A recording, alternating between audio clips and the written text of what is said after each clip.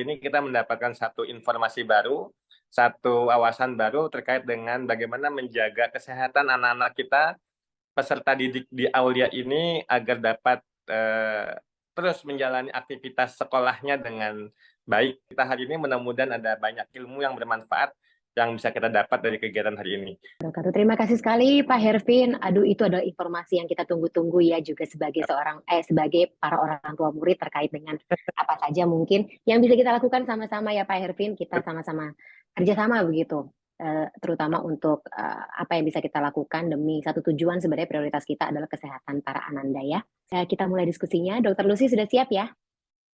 Lucy, gimana kondisinya hari ini, pagi ini? Alhamdulillah sehat, tapi mulai agak-agak seret-seret juga ya. Ya sama ya, dokter juga manusia ya. Namanya bahaya begitu polusi udara, tidak hanya polusi udara yang disebabkan oleh emisi kendaraan maupun juga limbah udara atau katakanlah polusi udara yang disebabkan oleh pabrik, tetapi juga pembakaran sampah, terus kemudian hal-hal lain yang berkaitan dengan hal tersebut. Ini saya mau sharing tentang masalah yang banyak terjadi ya akhir-akhir ini yang menimbulkan kegalauan juga bagi ayah bunda ya. Jadi pagi hari ini kita mau sharing tentang bagaimana sih kiat menjaga kesehatan anak di tengah buruknya kualitas udara. Dan outline yang akan saya bicarakan pada pagi hari ini adalah mengulangi lagi apa yang diutarakan oleh Mbak Fani. Jadi kita akan membahas bagaimana buruknya kondisi udara di Jabodetabek, kemudian kondisi apa sih sebenarnya yang bisa terjadi bagi manusia, bagi orang tua, terutama khususnya adalah bagi anak, dan bagaimana kita kiat menjaga agar anak kita bisa sedikitnya mengurangi dampak akibat dari kualitas udara yang buruk. Ini adalah gambaran polusi udara gitu. Sebenarnya peningkatan kasus ISPA nih banyak sekali. Saya di rumah sakit juga banyak sekali gitu kan yang pneumonia, yang ISPA gitu kan yang kemudian dikaitkan dengan adanya kenaikan polusi ini ya. Sehingga memang kita harus bergerak dari berbagai macam pihak. Bagaimana kita harus melakukan yang terbaik untuk anak-anak kita, jadi untuk menghindari polusi udara domestik itu tadi. Jangan membakar lilin, jangan menggunakan penyegar udara yang bisa menambahkan bahan kimia beracun di udara. Hindari membakar limbah sampah juga sama. Kemudian juga hindari jalan yang sibuk atau ambil jalan yang lebih tenang atau yang lebih sedikit polusinya bila memungkinkan. Kemudian juga mengupayakan kegiatan di dalam ruangan dengan jendela dan pintu tertutup apabila memang kondisinya sedang tidak baik. Dan tutup jendela dan ventilasi mobil pada saat kita berkendaraan.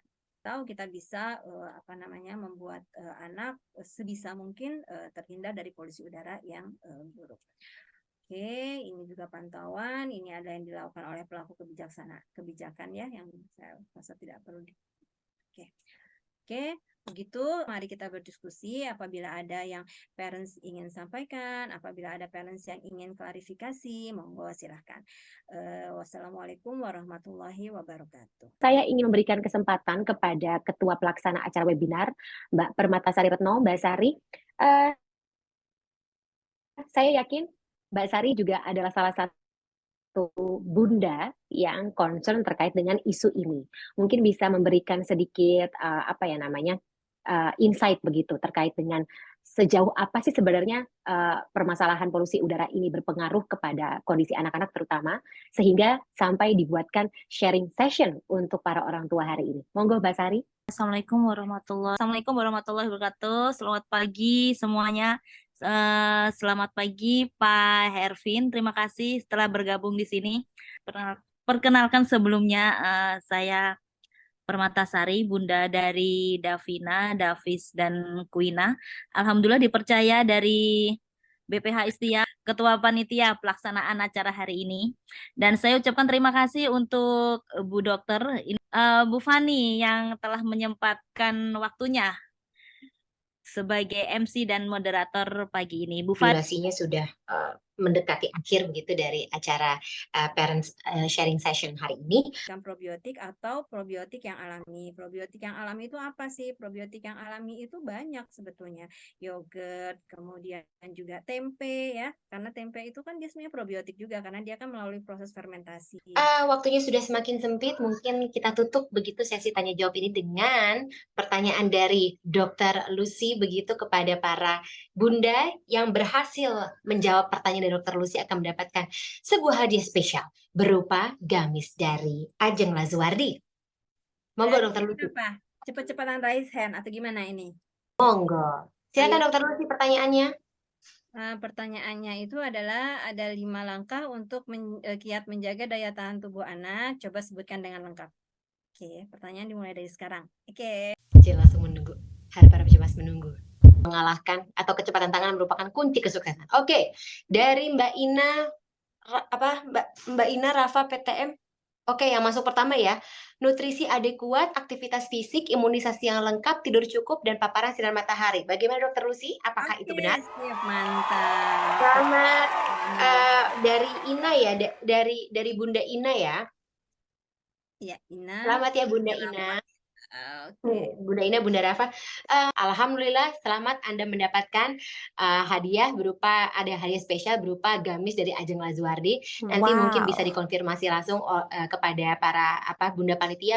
Oke, kita sudah sampai ke akhir acara dan saya juga akan mengumumkan 3 penanya terbaik yang akan mendapatkan hadiah berupa scarf dari Ajeng Lazuardi. Akan umumkan pertanyaan terbaik dari peserta. Yang pertama dari Bunda Fatih 1DS. Yang kedua Bunda Apkori dari 4 Hakim Asyari. Dan yang terakhir Bunda Delika dari 1 AM. Selamat Bunda-bunda, Bunda Fatih, Bunda Apkori, dan Bunda Delika atas hadiahnya nanti.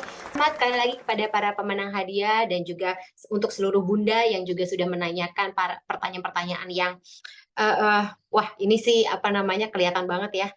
Sangat-sangat insightful dan juga komprehensif begitu, deskriptif terkait dengan materi yang kita bahas hari ini. Saya juga mengucapkan terima kasih kepada Dr. Luciana Kartiningsih atas waktunya pagi hari ini. Ini adalah sesi konsultasi yang bermanfaat banget gitu. Kita jadi dapat gratis begitu ya konsultasinya. Terima kasih sekali lagi, sehat-sehat selalu ya Dr. Lucy gitu. Terima kasih banyak. Semoga berkah begitu. Ya, Bunda.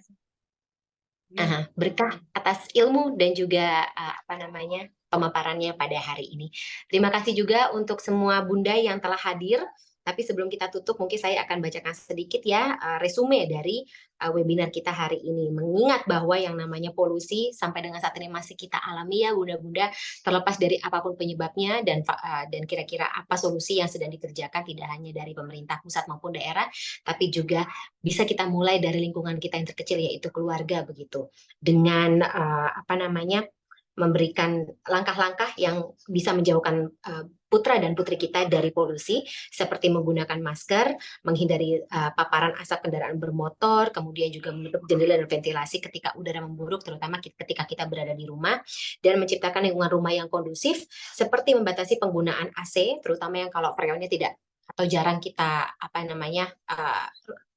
treat secara berkala begitu, kemudian menjauhi asap rokok, dan menghindari membakar limbah sampah rumah tangga. Kemudian kita juga bisa memakai air purifier dan berhati-hati dalam menggunakan produk-produk rumah tangga begitu.